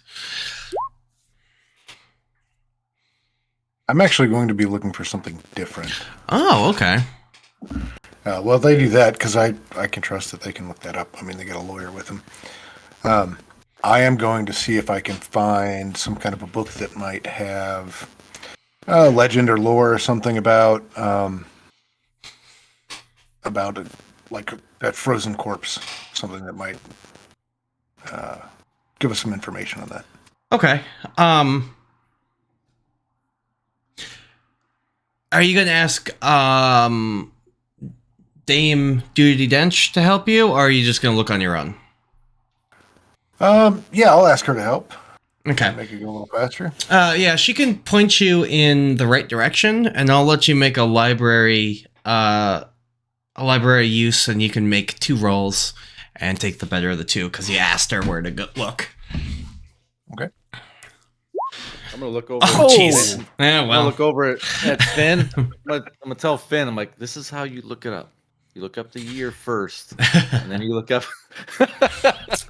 I'm going. His library score just increased by 2. I'm gonna do you first, Miller. Just because I'm sorry I don't have a handout for this. But you find like a magazine in kind of the occult section. It's called Weird Tales, and there's a story in it by this guy called Howard Philip Lovecraft, who talks about the blue ice from Pluto. And skimming through it, his blue ice from Pluto story has very similar vibes to the ice that you have been seeing around here. Coincidence? Who knows? All right. But the other people who are looking find this newspaper. And I'm going to try to leave it up so that the people who are watching can see it. Carl Martin died May 11th, 1916. Yeah, what day is it today? It is May 2nd, 1923. Yeah. No, not May 2nd. Sorry, November 2nd, 1923. Still, yeah, this dude's been dead for a bit.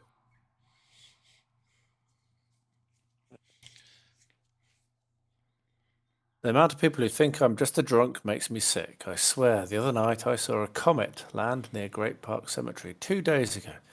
I went to show the police, but it was gone when we got there. The police didn't even take note of the ice around some poor chap's grave. They said it was the last frost of the season. I had no one to tell but the paper of this fella Martin. So, something from outer space landed on Carl Martin's grave, left frost, and now he's wandering around our town, attempting to become mayor. And a comet landed in our town the other day.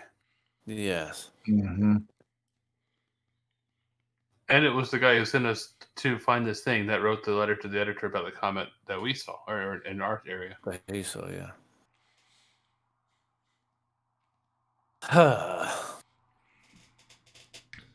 Is there any way of taking a lithograph or something of this paper? I presume you can't check it out, but is there any copy machine or anything You like can that? you can there's some sort of way to make it able to be reproduced, so you can take it. We will reproduce this then. That is very interesting.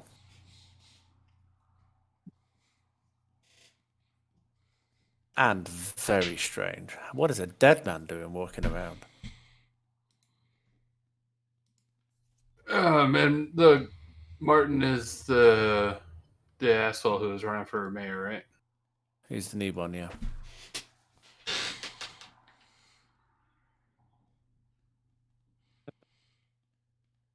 Well, clearly he's not Martin. Someone's taken his name, do you reckon? Case of Or something. stolen identity. That Does would he make look- much more sense than a dead man. Did he look similar to the photograph? Yeah. Okay, guys, I'm not saying it was the aliens, but it was aliens. Well, I wonder if it was a play on words. Carl Martian. Martian. Some high level thinking there, Cujo. You give me too much credit. Can see you're a lawyer.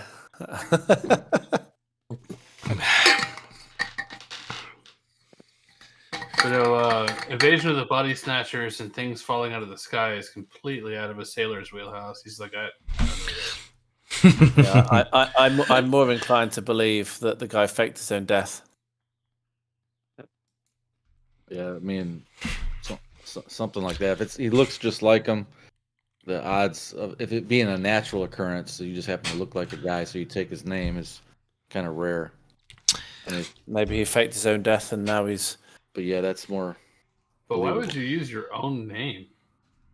Yeah, that's true though. That's very true. That's what makes this whole thing not work. Yeah, I would like a listen check from all of you.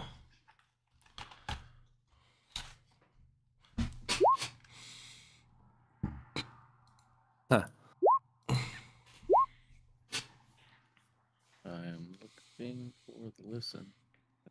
Finn, extreme Yes. success. Ooh, didn't Probably because we're all talking and nattering and he doesn't care because it's books. So he's like looking out the door and just bored. That's hard to do with versus 20. Wow. That's good. Yeah, he did really well. As a matter of fact, he did so well. That You see, that he hears being nothing. interested in books is bad. Being a good old sailor. He also, I'm gonna give him this, that he also seems to see the couple other patrons in the library actually like run out of the library. And because Finn in the background, or Finn swears he hears out in the streets a large group of people singing Amazing Grace, and it's getting closer. Yeah, I guess it would be really quiet in the library. So So there's he, something going on. Amazing Grace, and it's pretty hard right now to not see through the windows a whole bunch of torches walking down the street towards the library.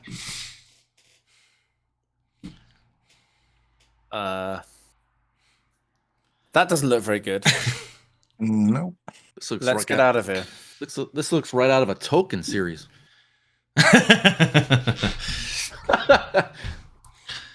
So where It's we? more like that Lewis guy, to be honest. Down the rabbit hole.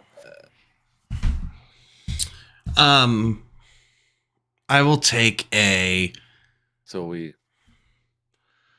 I'll take a spot or a listen from anybody who wants to make it for me.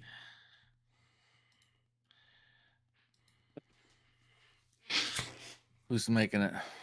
I'm not. Spot hidden. Not My even spot maybe on my No, listen I mean, is terrible. I'll any of you can make it. Yeah. Oh, horrible. Okay. Ben's on a roll. Yeah, you're doing really well. The hard success. Okay, so Antonio, your regular success, you see that this through the windows at this group of people who are singing Amazing Grace. They're switching from Amazing Grace to This Little Light of Mine back and forth once they finish the whole song. Is going to the front door of the library. Okay? And there's got to be like 60 at least of these torches walking down this way. What Finn sees, though, is that there is right outside the window that Walter is conveniently standing at. There is what looks to be a fire escape, and you see a little spark hit the lock on the fire escape, and it comes down as if Yeah, it's I was just about to say, this doesn't look good, guys. Let's get out. I might even holler at everybody in the library. We need to get out of here now. If they're not already running, like you said earlier, a couple of them are running out. But Yeah, that's when I noticed the spark and the fire escape magically open, I just kind of give one of those general to whoever's out there. Torches start being thrown into the windows from the this side of the building. Is everyone else out? Judy Dench is not out. She's like screaming.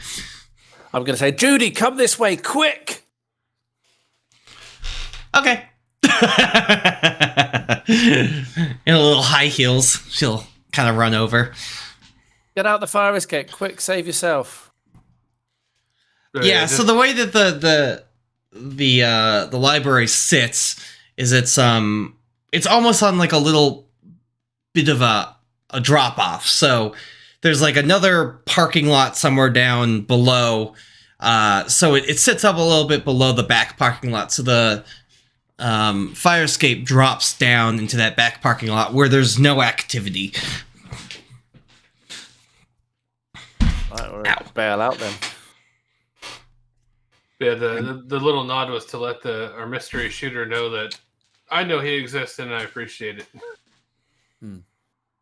Antonio. No, come on. Well, I wanted to see if I can get a look at who's actually leading the mob, who's in front. It is. Are they just throwing torches into the library? They are. Or they haven't entered the library, have they?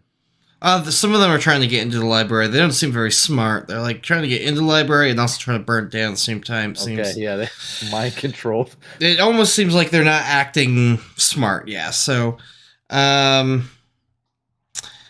this is your secondary. Why can't I find his name? The drunk man, the drunk father. Okay. He's leading this charge. Basically, he was the second in command. Yeah, I know who you're talking about. I don't have his name though. I have it, but not readily available. Because, yeah.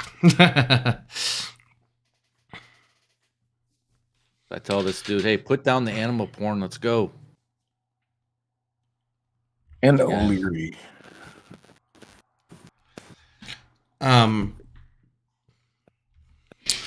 You guys go down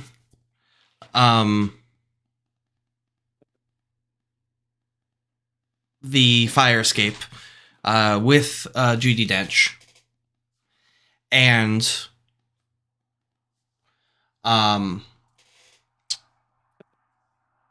you get into this parking lot. It's It's dark. There's nobody here. You could totally hear all the other stuff going on the other side of the library. Crashing windows, hoots and hollers and singing. But from across the street in an alleyway, you hear like a whistle. It's like an attention whistle. We look over in that direction. Does that person have an air rifle? They have you don't see because they're in the dark shadows. But you see them flipping a flashlight as if to get your attention, flicking it on and off, and they're like kind of gesturing with the flashlight for you to come follow them.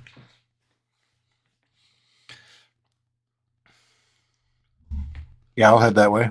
Yeah, Yeah. I'm heading that way. I'm getting away from this burning building.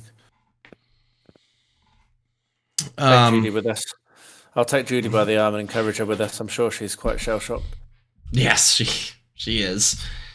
So the burning flames kind of create a lot of dancing dark shadows in this alleyway, and the waning moon doesn't give a whole lot of light right now, and it's getting darker. It's it's New England in fall, so it starts to get dark earlier than, being about 6 o'clock. It makes sense that it's dark. And it seems like whoever was calling you is now somewhere hidden in these shadows. And you hear them call out, "I need to talk to you." I think we need to talk to you. There's a lot going on right now in this place, and I don't know who else I can trust to talk to. But I need help. We're listening. I need somebody to help clear my name. I need somebody to help save the world. Well, that's what we're here for. You wouldn't by any chance be the guardian angel who's been doing stuff from the shadows, have you? No, that's my friend. I'm somebody else. And then stepping out of the shadows is Carl Martin. Dun, dun, dun! And that's where we're going to end it today. Wow. But, you're dead.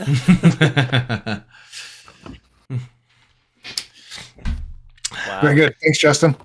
Yes, thank you guys. That's fun. Yeah. I had fun. Wish we could play more often. I wish we played more often too. I'm sorry I can't go much longer today because of what's going on with the doggo and everything. Mate, no question about that. I could do sometime in the next 2 weeks, but after 2 weeks I'm away for 4. So Okay. it's either in the next 2 weeks or not for 6. Sorry. I'm I'm on holiday. I am just going to quickly end the stream before we talk about all that, if you don't mind. I'm going to thank everybody for watching who stuck with us to watch. My name is Justin. We have Beard here. We have Cujo here. We have Miller here. And we have Quinn here. All superstar YouTubers themselves. So, also, Cujo's the one who won the free Pulp Cthulhu book in my giveaway. It was a fix.